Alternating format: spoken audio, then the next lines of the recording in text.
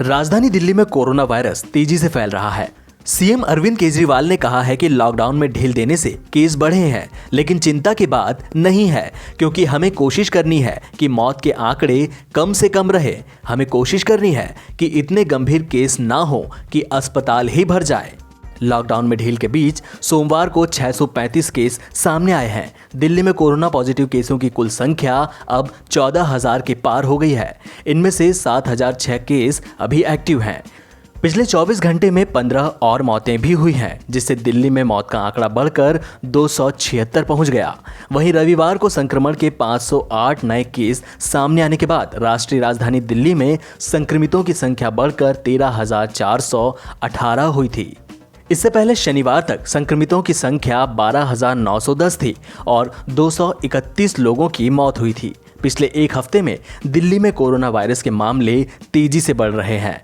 पिछले 6 दिनों में ही 7,000 से ज्यादा केस मिले हैं। देश की बात करें तो सोमवार को लगातार चौथे दिन एक दिन में कोविड-19 के सबसे ज्यादा मामले सामने आए हैं। पिछले 24 घंटे में 6,977 नए केस सामने आने के बाद देश में संक्रमण के कुल मामले 1,38,845 हो गए हैं, जबकि मृतकों की संख्या 4,021 हो गई है।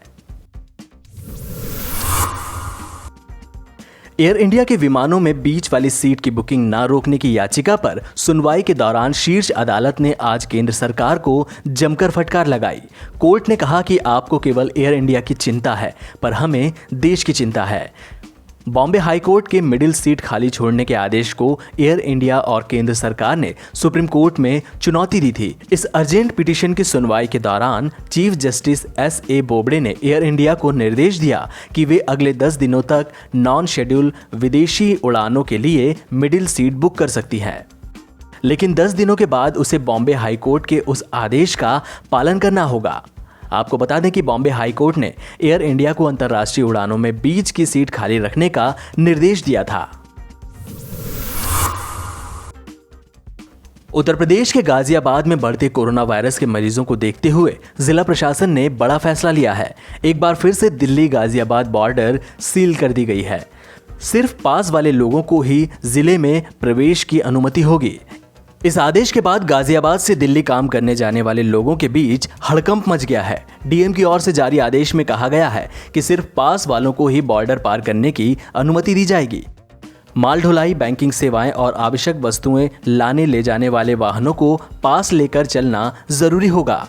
बॉर्डर पर तैनात पुलिस पूछताछ कर सकेगी। पुलिस पास चेक करेगी और जब आश्वस्त होगा तभी किसी को गाजियाबाद में प्रवेश दिया जाएगा। हिमाचल प्रदेश के हमीरपुर जिले में कोरोना वायरस के बढ़ते मामलों को देखते हुए 30 जून तक कर्फ्यू बढ़ा दिया गया है, जबकि देश में लॉकडाउन अभी 31 मई तक ही लागू है।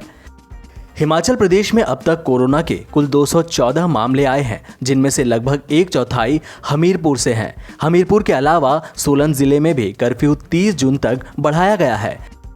राज्य के 63 कोरोना मरीजों में से 57 अभी भी एक्टिव हैं। इस दौरान हिमाचल प्रदेश में 75 वर्षीय एक संक्रमित महिला ने इलाज के दौरान दम तोड़ दिया। महिला की मौत के बाद राज्य में संक्रमण से जान गंवाने वालों की संख्या बढ़कर 5 हो गई है।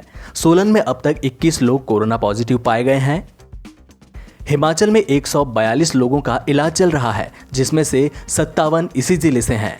यहाँ अब तक एक मरीज की मौत हो चुकी है और 5 स्वस्थ हुए हैं।